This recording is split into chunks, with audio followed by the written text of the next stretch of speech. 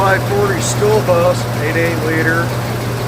Powertrain Solutions International, they call it. 56. Got the fuel injector in, #1 spark plug and #1 wire. Gotta put the passenger side exhaust manifold on, replace it. Got my new hardware.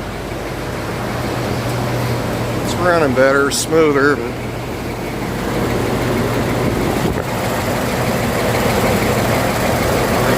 I'll show you how let it get hot.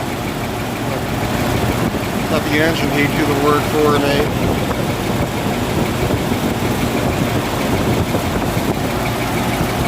It's a lot easier than breaking out the torch.